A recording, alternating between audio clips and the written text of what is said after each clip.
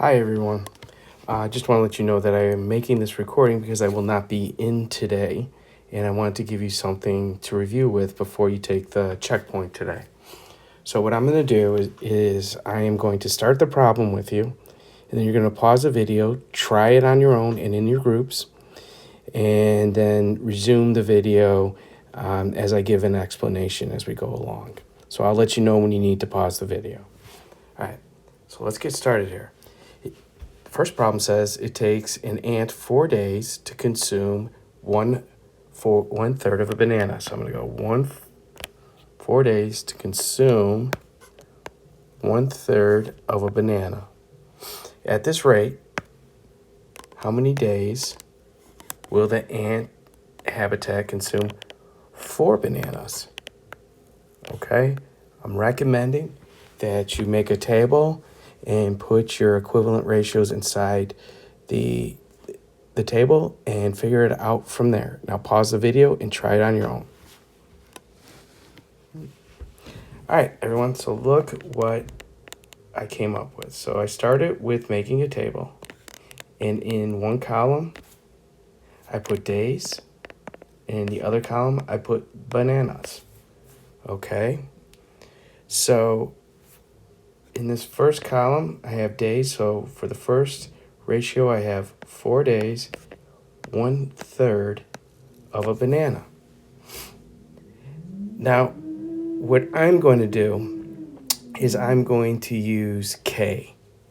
And how I'm going to use K is when I'm jumping from this side of the table I'm jumping from the left side of the table to the right, I'm going to get my K. So I'm going to go K equals my bananas divided by my days. So here we go. I have 1/3 of a banana divided by 4 days. And I'm going to rewrite this as 1/3 divided by 4. Then I'm going to rewrite it as 1/3 times 1/4. You remember the rule? Keep change, change. That is exactly what I'm doing. And then what I did is I did 1 times 1, got 1 on top. I did 3 times 4 on bottom, I got 1/12. That is my K. Times 1/12. Okay, so now let's look at our problem again. It's asking for how many days will the ant habitat, how many days it will take for an ant habitat to consume 4 bananas. So what I'm going to do is I'm going to take this number 4, I'm going to put it in this column here. Okay, so I got 4 bananas, and now I got to figure out how many days I have. But the problem is I figured out K going this way. I need to figure out K going this way. Well, good news, you guys already know how to do that. So what you do is when you're going to multiply when you go from the right to the left, but you're going to take the reciprocal. The reciprocal of 1/12 is 12. Good news, we all know 12 times 4 equals 48. And that means it's going to take 48 days for this colony to eat just 4 bananas. Seems like a lot of time to me. All right, next, we got Noah ran X miles. Then he walked an extra 2/3 of that distance. How far did he walk altogether? All right, right now, pause the video and see which ones you can identify as correct.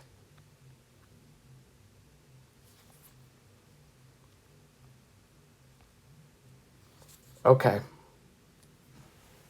Welcome back. Here we go.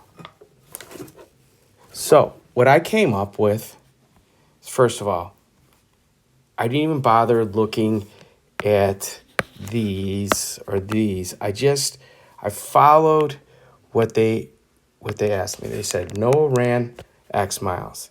He walked an extra 2/3 miles. How far did he walk altogether? That means I'm adding these together because it's an extra 2/3 mile. So what I've got with the situation I have here is Y equals the original amount he walked plus the 2/3 of that. So do I see that anywhere? Yes, I do. I see it right here. X plus 2/3 x. Can I find something else? Can I find another equation that works? All right, here's something I showed you guys. I'm going to rewrite this first equation that I wrote down. And I'm going to write 3/3 x. Let me clean that up a little bit.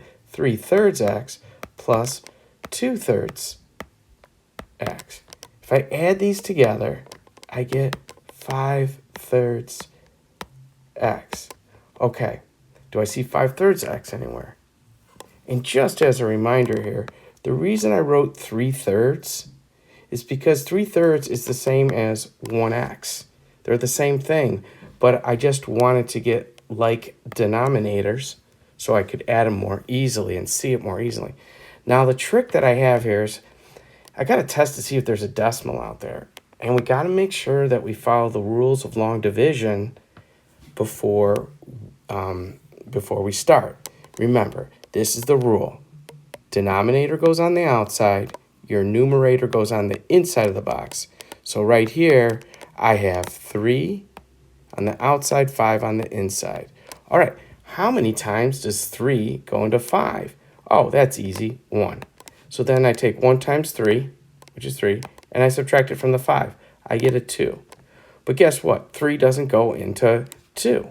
So the next thing I have to do is I have to put a decimal here and a decimal here. And then what I'm going to do is I'm just going to keep dropping zeros until I can find something 3 divides into. So, I dropped a 0 down. Okay, 3, or 20 divided by 3 is 6.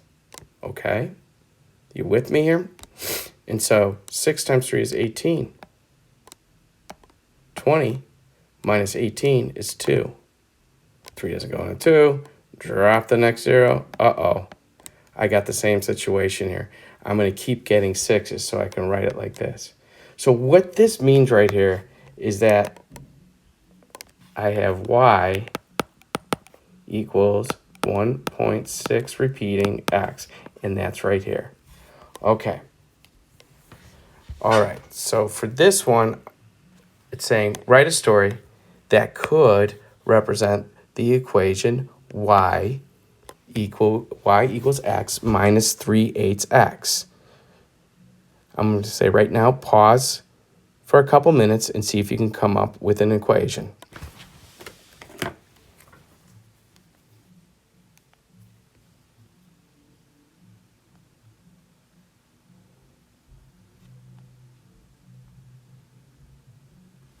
Here we go. Here's what I came up with. Sebastian hit X amount of home runs.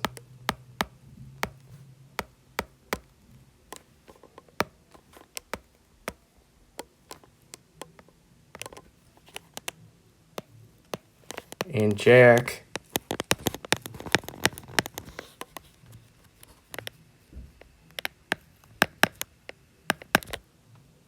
hit 3/8 less than that.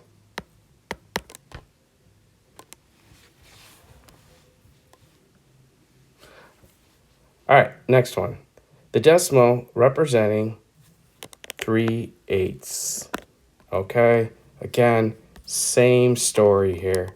I've got my denominator on the outside, my numerator on the inside. Here we go. 8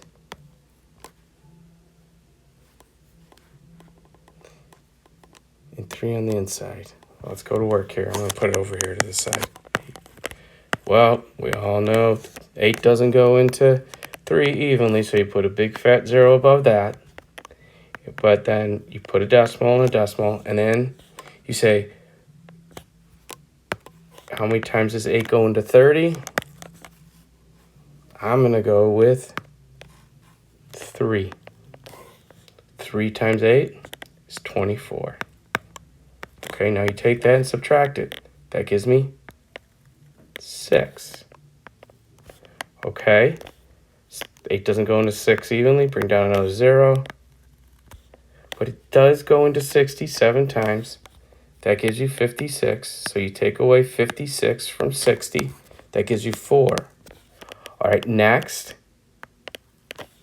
you bring down another 0.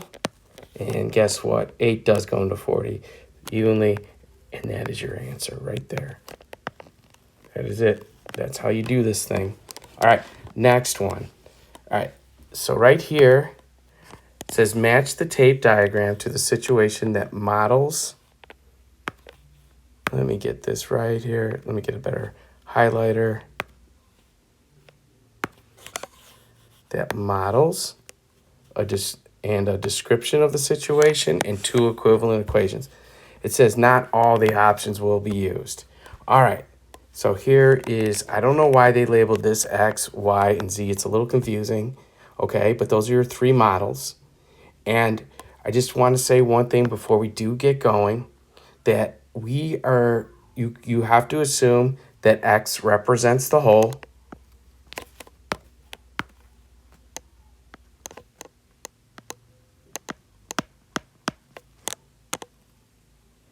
And we're going this way. We're doing something to X to get Y.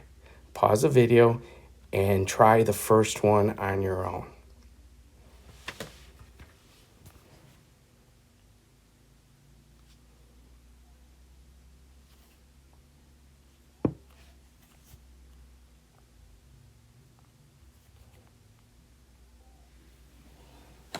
Okay, here we go. So when you're looking at X, that represents the whole. And the whole is represented by the bracket. So from here to here is the whole, right? How many parts make up the whole? That's a great question. Let's count. 1, 2, 3, 4, 5. So I know that my whole is represented by 5/5. Well, let's try to find a situation that represents this. Now look, what's missing from Y? Well, I can tell you what's missing from Y. You're missing 2/5. So when you go from X to Y, you lose 2/5. Let's look at our situation here. All right, it says Priya ate X ounces of broccoli. Noah ate 1/5 of that. I don't think that works. It is less. Y is less than X, so we're going to have to find something that is less. But then if I look here at B, Noah bought X pounds of chicken and Priya bought 1/5 more than that. That's not going to work because it looks like Y is 1/5 more. So it's leaving C. Hopefully that's right. It says Priya walked X miles and then Noah walked 2/3 less than that. Okay? Is this a situation where X is, or Y is 2/3 less than that? Yeah, X? Yes, it is. So we're going to put C right here. All right, we're going to keep going. Now we got to go find our description. Our descriptions are right here. Okay? This first one here. A description. A decrease by 2/5. Oh, it is a decrease by 2/5. We got our answer. A decrease by 2/5. Okay, next. Okay, we gotta find our equations. So let's start here. So Y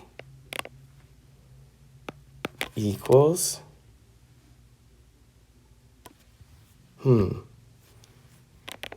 X minus 2/5 X. Okay, because it's 2/5 less than X. Let's see if I see that anywhere. Do I see X? I don't. So let's rewrite it. So I got X equal, or Y equals X minus 2/5 x, okay? This represents, in this case, it would represent the original Priya who walked X miles. And this whole thing represents Noah. So let's actually do it like this. So y equals x minus 2/5 x. Well, here's how we can do this. I'm going to rewrite this, but I'm going to rewrite it as 5/5 x, because 5/5 is really just 1. So 5/5 x is really 1x. The reason I'm doing this is so I have like denominators, and I could do this much easier. So y equals 3/5 x, because 5 minus 2 is 3, and that's kind of how you do these problems. That's how you subtract fractions. All right, so I got y equals 3/5 x. Oh, I got that. It works.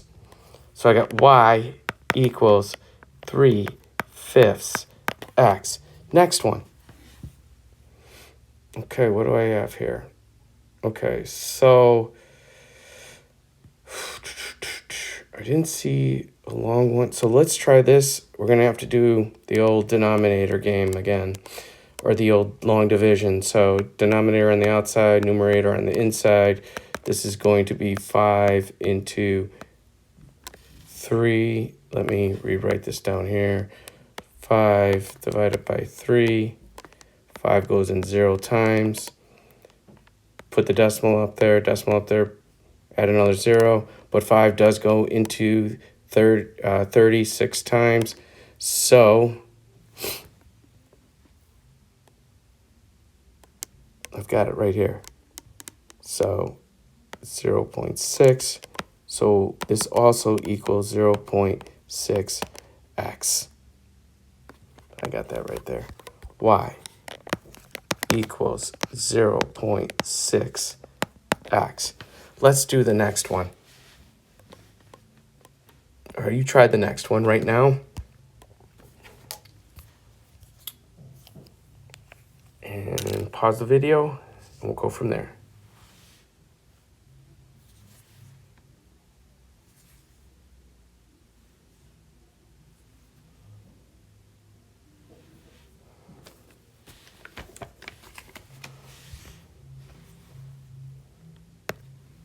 Okay, here we go. If you look at this next one, this is still out of 5. X is still out of 5. 3, 4, 5. That represents the whole. But then right here, it's showing that y is 1/5 more. So that looks like B. Noah, it's kind of showing us here. Noah bought X pounds of chicken. Priya bought 1/5 more than that. That's our answer right there.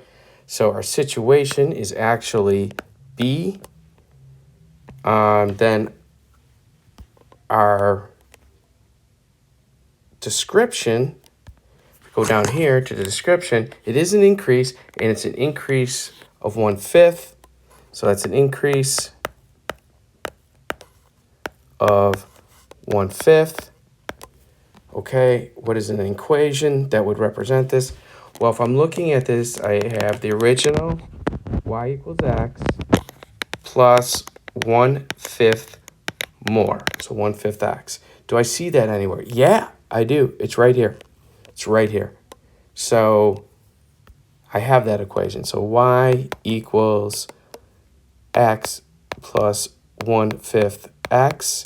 And then the next one, oh, what do I have? Oh, I think this is it. Because if I go y equals 5/5 x plus 1/5 x, I will get y equals 6/5. Done with this one. All right. Y equals 6/5 x. All right. Pause the video. Go on to the next one. Try the next one.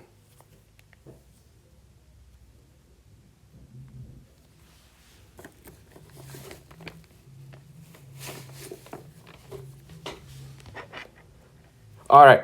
So now looking at this, it looks, again, we have a situation where the whole, I keep putting 5 in that spot. Just getting a little anxious here. All right, so I got 1, 2, 3, 4, 5. And I look at y. Y is only 1/5 of x. So what is this? Where do I got to go to my situation? We've already taken care of B and C, but let's look at A really quick. Priya ate X ounces of broccoli. Noah ate 1/5 of that. Yeah, that makes sense. That makes sense that the blue is Priya and the yellow would be Noah. So yeah, A works. Okay?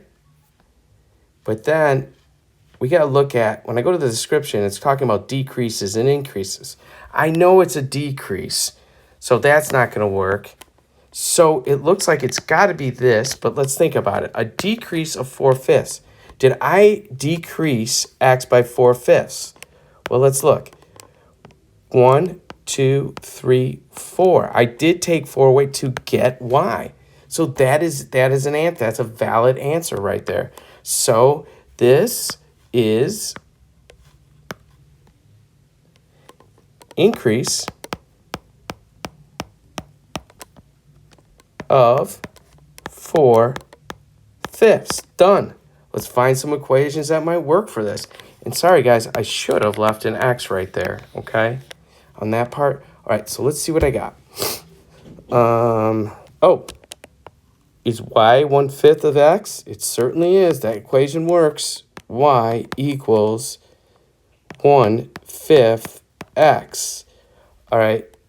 Also, didn't we just subtract 4/5 from the boxes to get Noah's situation? We certainly did. So what we're going to do is we're going to do Y equals X minus 4/5 X. That will get us to that situation too. All right. Next situation. See how many more of these we have. All right. We guys got this page right here, and then we're done. All right. Here we go. A recipe calls for sparkling lemonade. It calls for, let me get a better pen here, 5-6 quarts of sparkling water. And it requires 1/8 quarts of lemonade. All right. How much sparkling water would you need to mix 1 quart of lemonade with? I'm sorry, let me rephrase that. How much sparkling water would you need to mix with 1 quart of lemonade? All right, so let's pause the video, make a table, and try to get this one. I think we're good on this. All right, here we go. All right, welcome back. Let's get started. Here's what I did. I put my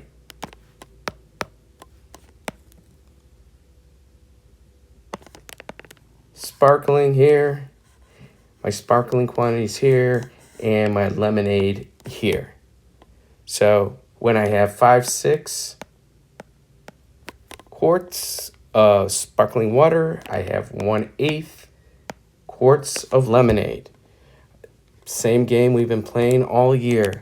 K equals my Y, which is L in this situation, over my S. We're going to go find that cop, all right? So I go 1/8 over 5-6. Taking up a lot of space here. I'm going to rewrite it as 1/8 divided by 5-6, which equals 1/8 times 6/5. Remember, that's just a good old keep, change, flip. All right. I get 6 over 40. And what does that simplify down to, guys? I divide both by 2. I'm going to get 3 on top and 20 on bottom. So what that means, as always, when I'm jumping columns, when I'm going from the S column to the L column, I'm going to go times 3/20. Okay? If I want to go the other way, I multiply by 20/30. Or 20/3. or 20 thirds. Sorry about that. All right. So I need to get some space here. So what do I need to do? What do I need to do? I need 1 quart. How much? I need to find how much sparkling water I need when I have 1 quart of lemonade. So I'm going to put 1 quart here under the lemonade column because that's the quantity they're giving me. And I'm going to multiply it by 20/30ths. The only thing times 1 is 20 is itself. So this is 20. I keep saying 20/30ths. It's 20 thirds. It's 20 thirds. Okay, guys? So that is good. That's my answer. I have 20 thirds quarts.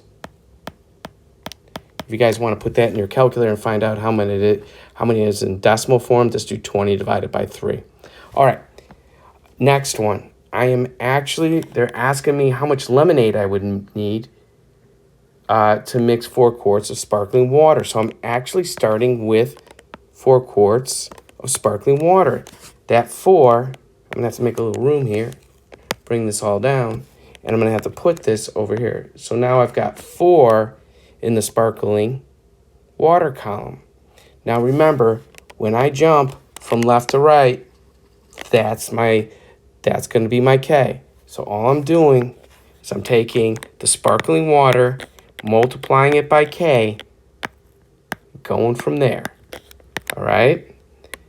This becomes 12 over 20. If I divide both by 4, I get 3/5 quarts. Okay? So that's that. Next, let's go here. Mel scored X points for her team in the first half of the game. She scored 4 ninths more than that in the second. How much did she score in the second half? All right, so let's write an equation. So I always just start with what I know. Y equals X is what she scored in the first half, and then she scored 4 ninths more than that in the second half. So take X plus 4 ninths X, and that is what she scored in the second half. Do we see that anywhere? Yep, this guy works. Okay, I see it there. Can I combine these? Yep, like always. I can go Y equals, remember, make a fraction so you have like denominators. 9 ninths X, it's just another way of saying 1X, plus 4 ninths X. Now just add them together. You just add the numerators. 9 plus 4 is 13. 13 over 9X. Oh boy, what is that? It's right here. All right, final. With this one, all I have to do is take 13, put that on the inside, and divide by 9. Okay, that's the last thing I have to see. I have to see if there's a decimal out there that works. So 9 goes into 13 one time. 9 minus 13 is 4. 9 doesn't go into 4, though. So I have to make a decimal, bring a 0 down. How many times does 9 go into 4 or 40? 4 times. 9 times 4 is 36. 40 minus 36 is 4. We're going to get this repeating pattern here, 40. So really, this is 1.4. And here's what I'm going to show you. They didn't do it like they normally do. They broke it up into the whole part and the repeating part, the repeating decimal part right here. That's where that comes from. That's it. That's it for that. Okay, next. Y is a positive number. Select all the expressions whose value are less than 9. What I need you guys to do now is to pause the video and give it a try. Okay, welcome back. Here we go. Okay, I got to see what values are greater than 1. So if I rewrite this is 1 and 2/5 because I'm adding it, right? If I add 1 to 2/5, it's really 1 2/5. Why? This is greater than 1. This is greater than 1. So that doesn't work. We want less than 1. We want less than 1, all right? Now look, right here, I'm starting with 1, but I'm going to rewrite it. I'm going to write this as, I'm going to kind of rewrite this as 5 over 5. I'm replacing 1 with 5 over 5, just so I can do a little math. Minus 2/5. Y. Okay, so here we go. I'm going to rewrite this. 5 minus 2, 3. So 3/5 y. Is 3/5 less than 1? It certainly is. So this is less than 1. We got our answer. Now, I don't have to do any math with these last two. 13/12, that's more than the denominator, so it's greater than 1. Here, with D, I got 11/12. That's 11. The numerator is less than the denominator. So that is definitely less than 1. Finally, we got it. One more. We got one more long division. Remember, it is always this: numerator over denominator, and then how we take care of it when we're converting from decimal or converting from fraction to decimal, put the denominator on the outside of the box and the numerator on the inside. So I'm going to do this off to the side here so I have enough room. This means that 12 is going in on the outside. The 11 is going on the inside. 12 doesn't go into 11. We all know that. So that gets a 0. I'm putting a decimal here, but I'm adding a 0. How many times does 12 go into 110? 9 times. 9 times 9 times 12 is 108. I'm going to subtract 110 from 108. And that's going to get me, what's that going to get me, guys? 2. I got 2. We know 12 doesn't go into 2. Bring another 0 down. Oh, good. We got 20. Okay, 12 goes into 20 one time. So I just do 20 minus 12. That gives me 8. Take a 0, bring that down. 80 goes in 6 times. That is 72, right? 80 minus 72 is 8. Oh boy, this is repeating. We're done. Okay, that's it. Good luck on the checkpoint. Hopefully I will see you later in the week.